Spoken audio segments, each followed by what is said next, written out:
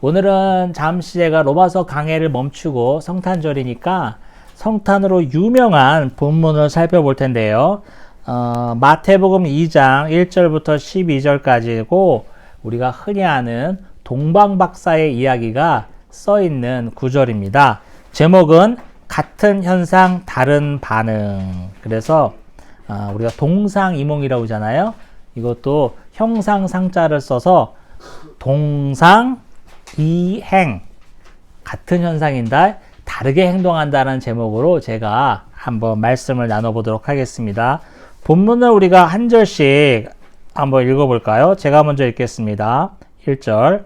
헤롯 왕 때에 예수께서 유대 베들레헴에서 나심에 동방으로부터 박사들이 예루살렘에 이르러 말하되 유대인의 왕국을 나시가 어디 계시냐?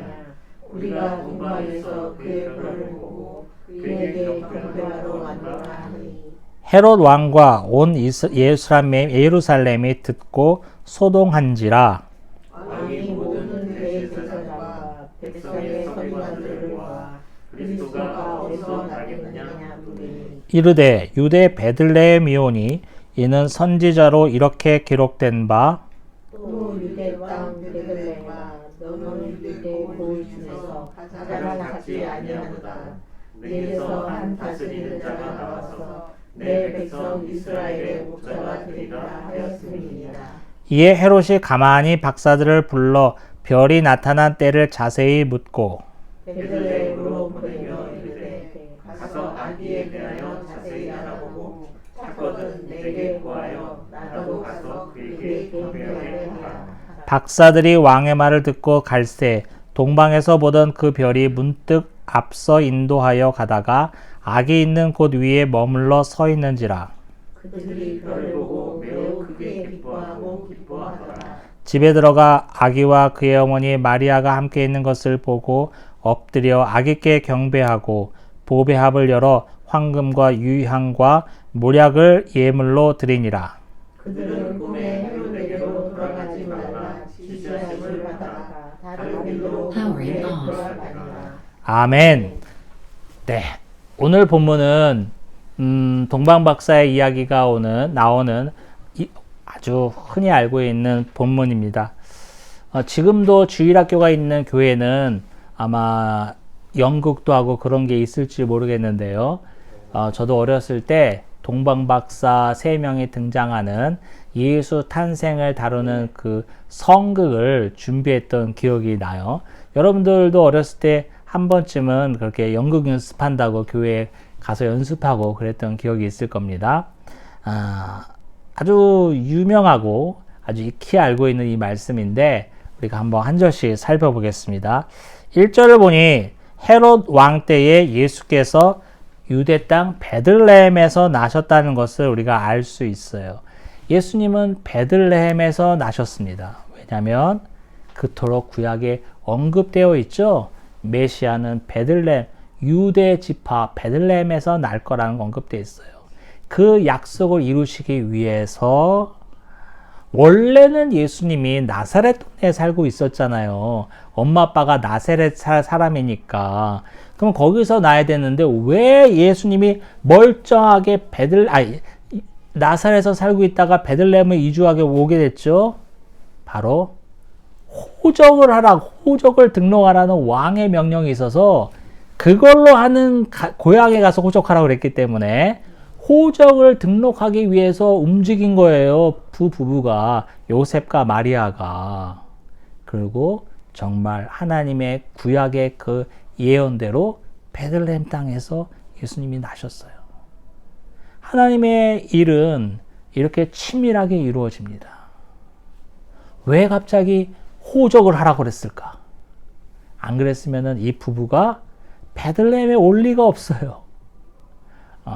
와서 정말 약속대로 구약의 예언대로 베들레헴, 유대 땅 베들레헴에서 메시아가 나셨습니다. 자, 그랬더니만 누가 등장하냐면 동방에서 온 박사들이라는 게 나와요. 그래서 흔히 우리가 동방박사라고 하잖아요.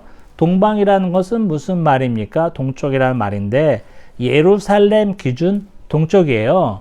그러니까 지형으로 보면 예루살렘 기준 서쪽이면 지중해입니다. 바다니까 거기서 올 사람이 없겠지. 배를 타고도 올 수 있겠군요. 동쪽에서 온 거예요. 자, 동방이란 것은 예루살렘 동쪽에서 왔는데 주로 고대 근동 지방으로 보면 돼요. 예를 들면 지금 현재 이란과 뭐 이라크, 페르시아 문명권을 갖고 있던 또 메소포타미아 문명을 발생지었던 그 지역에서 박사들이 왔는데 중요한 게 있어요. 뭐냐면 이 박사는 도대체 무슨 박사인가? 뭐 만물 박사야, 무슨 척척 박사야. 전공 분야가 있겠죠. 많은 학자들은 뭐 천문학 또 점성학에 능통한 박사들이 아니었나 그렇게 얘기를 합니다. 그거를 또 입증하듯이 이들이 뭘 보고 왔죠? 별을 보고 왔잖아요. 별을 보고 왔으니까 별에 대해서 아주 해박한 지식을 갖고 있는 사람들이 분명하다. 이런 또 결론이 나게 되고요.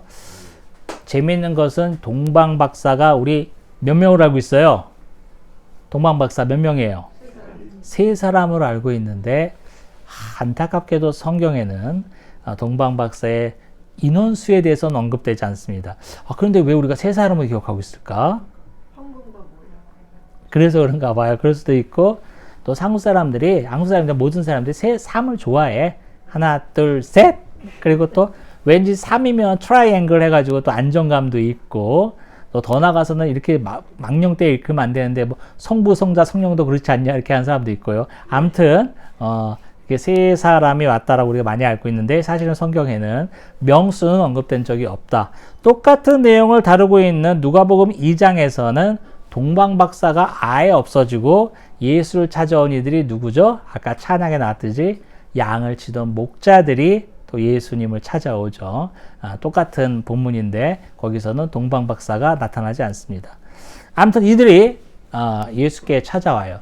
별에 대해 능통한 사람이라고 했으니까 이 별을 보면서 뭐 유난히 큰 별이 떠올랐나 봐요. 그래서 큰 별을 보니까 이게 바로 왕이 태어날 징조라는 것을 이 사람이 알고 있었어요.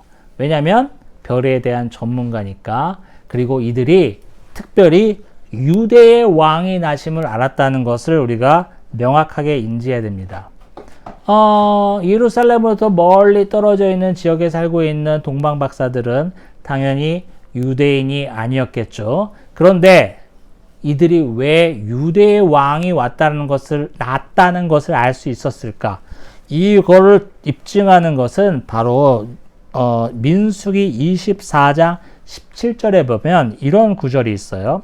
한 별이 야곱에서 나온다라는 표현이 있어요. 한 별은 당연히 예수 그리스도 메시아를 말합니다. 이 메시아가 어디서부터 나온다고요? 야곱에서 나온다는 거예요. 야곱은 우리가 창세기 강의할 때 살펴봤지만 이삭의 아들 야곱이기도 하지만 이스라엘 백성을 총칭하는 명칭이기도 해요. 그래서 야곱이다 그러면은 이스라엘이다, 유대인이다 이렇게 생각하시면 됩니다. 자, 한 별이 야곱에서 나온다. 메시아가 이스라엘에서 나온다. 이 별이라는 것은 왕을 의미하고 메시아를 의미한다는 것을 이 동방 박사들이 알았다는 거예요. 물론 유대인이 아니었겠지만 별에 대한 전문가였기 때문에 별을 언급한 각종 문헌을 섭렵할 가능성이 되게 높아요. 그래서 거기에 대한 내용을 조금은 알고 있어서 이 별이 상징하는 것이 유대의 왕이 나심을 상징한다는 것을 이들은 알았습니다. 그래서 그 별을 보고 오는데 우리가 흔히들 별이 이렇게 일로 오세요, 일로 좌회전, 우회전 이렇게 잘 인도해 온 것으로 알기 쉬워요. 그렇지만 그렇진 않았을 것 같아요. 별이 떠 있는 것을 보고 일로 와, 처음이지, 나 따라와 이렇게 안내하는 것이 아니라 별이 계속 떠 있는 것을 보고 동방 박사들은 별을 보면서 계속 오는 거예요. 오는 길이 얼마나 또 험악했을까? 뭐 8차선, 4차선 도로가 깔려 있겠었습니까? 아니죠. 사막의 광야를 지나서 그들이 오는 거예요. 그들은 뭐가 부족해서 거기서 살던 곳에서 잘 살고 그들이 뭐 점성학 박사든 천문학 박사든 연구나 잘하면서 잘 살면 되지 왜 그 험한 길을 그렇게 왔을까? 요거에도 참 의미가 있습니다. 아무튼 이들은 유대 왕이 나셨다는 것을 별을 보고 알고, 자, 유대 왕이 나셨다면 어디에서 나셨을 거예요? 우리가 흔히 생각하는 것처럼 궁전에서 나셨겠죠. 궁전은 어디에 있습니까? 예루살렘 성 안에 있잖아요. 그러니까 이들은 자연스럽게 예루살렘 성 안으로 들어왔습니다. 그러면서 사람들에게 아니 왕이 어디 나셨습니까? 언제 나셨습니까? 사람들한테 물어보는 거야. 그래서 사람들이 예? 왕이 나셨다고요? 아, 무슨 소리야? 나도 처음 듣는데? 그래서 이런 소문이 막 퍼지면서 어디까지 가냐면 그 당시의 왕이었던 헤롯 왕의 귀에까지 유대의 왕이 나셨고 그 왕을 찾으러 박사들이 왔다는 소문까지 헤롯의 귀에 들립니다. 그래서 헤롯은 엄청 긴장해요. 왜죠? 헤롯은 그 당시 로마 황제가 보낸 유대 땅과 그 가나안 땅을 다스리는 분봉 왕이었어요. 그러니까 새끼 왕이야. 황제가 있고 각 지역마다 새끼 왕이 있는데 그 맡긴 거죠. 그 지역을. 헤롯 왕은 그런 왕이었어요. 그런데 유대의 왕이 났다 그러니까 지금 현재 이 지역의 왕은 난데 뭘 또 왕이 났을까? 정말 났을까? 그러면 내 자리가 위태롭지 않을까? 걱정하기 시작했어요. 그래서 가만히 있을 수 없는 거예요. 자기 존재가 위협을 받고 있기 때문에 그러면은 이거를 우리가 빨리 알아야 되겠다 싶어서 구약의 정통한 대제사장과 서기관들을 불러놓고 왜요? 유대 왕이 나셨다니까 유대 왕에 대한 내용이 구약에 명시되어 있을 거 아니에요. 헤롯 왕은 유대인이 아니기 때문에 구약을 몰라요. 그래서 대제사장과 서기관을 불러서 물어보는 거예요. 야, 유대 왕이 났다고 그러는데 났다면 어디서 났겠냐? 물어보는 거예요. 그렇지만 아니나 달라요. 구약을 달달달달 외우고 있는 서기관과 대제사장은 딱 집어 얘기합니다. 이게 바로 어디냐면은 6절에 나와 있는 부분인데 사실 이건요. 미가서 5장 2절을 인용하는 거예요. 미가 선지자가 예언하기를 뭐죠? 또 유대 땅 베들레헴아 너는 유대 고을 중에 가장 작지 아니하도다. 네게서 한 다스리는 자가 나와서 내 백성 이스라엘의 목자가 되리라는 미가서 5장 2절의 내용을 딱 집어 얘기합니다. 이들은요. 딱 치면 탁 나와요. 왜냐하면 구약을 달달달달달 외우고 있거든요. 그래서 유대의 왕이 나셨다 그러면은 반드시 베들레헴입니다. 라는 보고를 하는 거예요. 아 그래? 다행이다. 멀지도 않고. 이건 제가 한 말이에요. 그럴 때만 이제 동방 박사를 부르죠. 아니 당신들은 유대의 왕을 찾으러 왔다면서요? 그래서 네, 저희 별을 보고 유대의 왕이 나신 걸 알았습니다. 그러면 지금 얼른 나가셔서 왕이 계신 곳을 발견하거든 나한테 알려줘라. 나도 가서 그를 경배해야겠다라고 거짓말을 합니다. 거짓말이죠.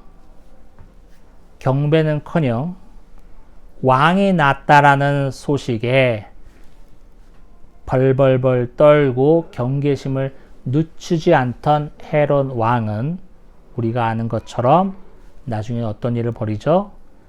유대의 사내아이 2살 밑의 사내아이는 다 죽여라라는 명령을 내립니다. 왕이 났다라는 것을 내가 가만히 놔둘 수가 없는 거예요. 왕이 났는지 안 났는지 모르겠지만 그래 헤롯은 유대인이 아니었어요. 신앙도 없는 사람이 있어요. 구약에서는 분명히 베들레헴 땅에서 이스라엘을 다스리는 목자가 나리라고 언급됐다는 소식을 들었잖아요. 그러면 그는 나는 믿음이 없지만 만에 하나 정말 이 성경의 내용대로 유대인들 이들이 믿고 있는 성경의 내용대로 유대 왕이 나셨다면 내 자리가 위험해지니까 어떻게 되는 거예요? 싹 다 죽여버릴 수밖에 없는 거예요. 그래서 2살 밑에 사내 아이를 다 죽이라는 명령까지 내리게 되는 거죠. 자, 헤롯 왕에게 이런 말을 들은 동방 박사들은 다시 예루살렘 성에서 나와 딱 보니까 아까까지도 안 보이던 또 다른이 아니죠. 아까까지 안 보였는데 큰 별이 다시 보이면서 어떤 지역을 가리키는 것 같아요. 그래서 그것을 찾아 가봤더니 그곳이 어디였습니까? 마구간이었어요. 마구간.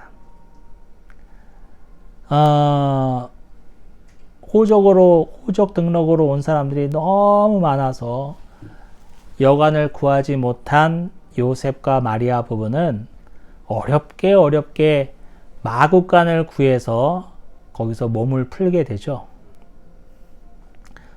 우리가 여러분 말 구유에 누신 아기 예수께 영광을 아까 찬양에도 나왔는데 그러니까 너무 이쁘게 생각하는 것 같아. 환경을.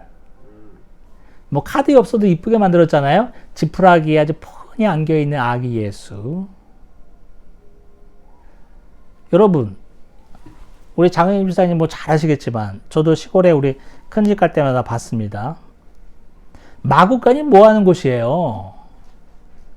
말, 염소, 양 이런 것들을 가두는 곳입니다. 우리가 우리의 분위기로 말하면 외양간이에요. 외양간. 외양간이 얼마나 더러운지 알아요? 바닥은 기본으로 다 똥이로 오줌이야. 그래서 축사 일하는 사람들 뭐 신어요? 장화 신잖아. 바닥이 다 똥이에요. 다 똥과 오줌이 버벅대 있어가지고 질척거려. 흙이 질어서 질척거리는 게 아니라 똥오줌이 많아서 질척거린다고요.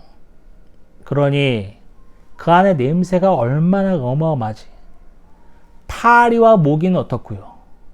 있을 수가 없어. 파리, 모기 때문에 그곳에. 예수님이 나신 곳이 바로 그런 곳이에요. 우리 어린아이들 키우면 알겠지만요, 여러분.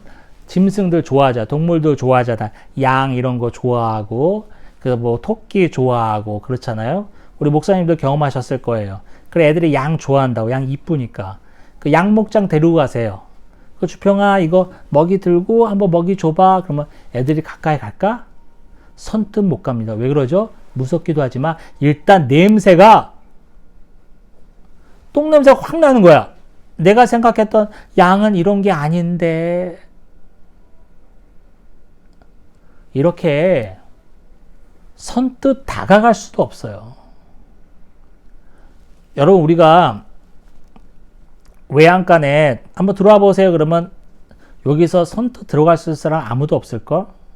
저걸 어떻게 밟아? 내 휠체어 사이사이 똥기면 어떻게 닦지? 선뜻 들어갈 수도 없는 곳에서 예수 그리스도가 나셨다는 것을 우리는 명심해야 합니다. 카드 그림과 여러 성화들이 너무 아름답게 묘사되어 있어서 우리가 그래 말구유에 누이신 아기 예수 이러고 있는데 그게 아니에요. 우리 보통 사람들도 선뜻 들어가기도 어려운 그런 곳에서 아기 예수가 나셨다라는 거. 그리스도의 최대의 비하죠. 낮아지심. 하나님이신 분이 자기의 피조물에 지나지 않는 사람의 몸을 이 땅에 오신 것도 엄청난 자기 비하인데 보통 집의 방도 아니고 마구간에서 나셨다라는 것은 어마어마한 낮아지심이에요. 동물의 왕국 다큐멘터리를 보면 아주 작은 미물들도 생명체들도 새끼를 낳으려고 준비할 때 얼마나 그 자리를 정돈합니까? 정비합니까? 그 새 같은 경우에는 그렇게 쉼 없이 나뭇가지들, 진흙들 다 물어다가 자기 집 잘 꾸미고, 우리 들짐승들도 그 자리에 지푸라기 같은 거 평평하게 다 피면서 좀 따뜻하게 포근하게 만들고. 여러분, 짐승들도 자기 새끼 날 때 그렇게 낳을 자리를 잘 마련하고 낳습니다. 냄새와 파리가 들끓는 마국간에서 아이를 낳아야만 했던 마리아의 심정. 어땠을까요? 아마 우리 모두는 전혀 이해할 수 없는 그런 극한 상황이에요. 극도로 낮아지심을 표현하는 거예요. 마국간이라는 것은. 자, 그리고 9절을 보니까, 9절이 아니죠. 11절에 집에 들어가서 아기 예수께 경배하며 엎드립니다. 황금과 유향과 모략을 예물로 바칩니다. 12절이 중요한데요. 그들은 꿈에 헤롯에게로 돌아가지 말라 지시하심을 받아 다른 길로 고국에 돌아가니라. 아까 헤롯이 뭐라고 그랬어요? 당신들 아기 왕을 보거든 나에게 알려달라. 나도 가서 경배해야 되겠다라는 그 헤롯의 말을 듣고 이들이 헤롯 왕에게 돌아갔다면 아기 예수는 꼼짝없이 그 자리에서 죽었을 겁니다. 하나님의 구속사가 이렇게 끝나서는 안 되죠. 아무리 위급한 상황이고, 아무리 절대절명의 상황이고, 아무리 처절한 상황이라도 주인공이 죽어요, 안 죽어요? 안 죽죠. 마찬가지예요. 예수 그리스도도 그렇게 헤롯 왕에게 죽임을 당할 수는 없습니다. 왜? 아직 할 일이 많이 남았기 때문에 그래요. 하나님의 구속사가 이렇게 하나님의 철저한 인도와 섭리 가운데 이루어진다는 것을 우리가 명심해야 합니다. 간밤에 동방박사에게 하나님이 말씀하시죠. 헤롯에게 돌아가지 말고 바로 집으로 가라. 하나님을 믿지 않는, 하나님을 모르는 이방인에 지나지 않는 동방박사에게까지 하나님은 명령을 하십니다. 그냥 집으로 돌아가라. 왜요? 아기 예수의 탄생, 그 아기 예수가 이루어 나가야 할 그 구속사가 남아있기 때문에 그렇습니다. 하나님의 뜻은, 하나님의 구속사는 어떤 것으로부터 방해받지 않습니다. 어떤 것으로부터 지장을 받지 않아요. 왜요? 그 어떤 것이라는 것도 결국 하나님의 피조물에 지나지 않기 때문에 그렇습니다. 천지를 말 한마디로 만드신 하나님, 그 하나님의 권세를 뛰어넘을 수 있는 것은 여러분들이 보고 살고 있는 이 땅 가운데는 아무것도 없습니다. 어떤 인물, 어떤 환경 속에서도 절대 지장받지 않고 방해받지 않고 하나님의 구속사는 이루어집니다. 지금 이 순간에도 저와 여러분을 통해서 하나님의 구속사는 진행되고 있는 거예요. 우리가 누구를 전도하게 될지 모르고 우리를 통해서 누가 예수를 믿게 될지도 모릅니다. 그것들을 다 차치하고서라도 나 자신이 구원받은 백성으로서 이 땅 가운데 아름답게 살아가다가 천국 가는 것 또한 하나님의 구속사의 일부이기 때문에 그렇습니다. 자, 오늘은 같은 현상, 예수 그리스도가 이 땅에 나심, 이 같은 현상인데 다른 반응을 보인 두 부류의 사람을 제가 소개했습니다. 첫 번째는 뭡니까? 유대인도 아니면서 유대의 왕이 나셨다는 것을 알고 찾아온 동방박사들입니다. 이들을 볼 때 참 우리가 느끼는 바가 커요. 아까 구약을 달달 외우고 있다는 대제사장들과 서기관들은 구약을 그토록 달달 외우고 있었지만 아마 일반 유대인들도 마찬가지입니다. 일반 유대인들도 우리가 생각하는 것보다 엄청난 구약의 지식을 갖고 있어요. 우리는 그냥 가끔 뭐 구약 설교하면 한번 찾아보고 아멘 그러지만 그들은 어려서부터 회당을 다니면서 구약을 읽어왔기 때문에 구약에 대한 지식이 엄청 해박합니다. 일반적인 사람들도. 그렇게 구약에 대해서 능통한 대제사장들과 서기관들, 일반 유대인들에게는 왜 그 별이 안 보였을까?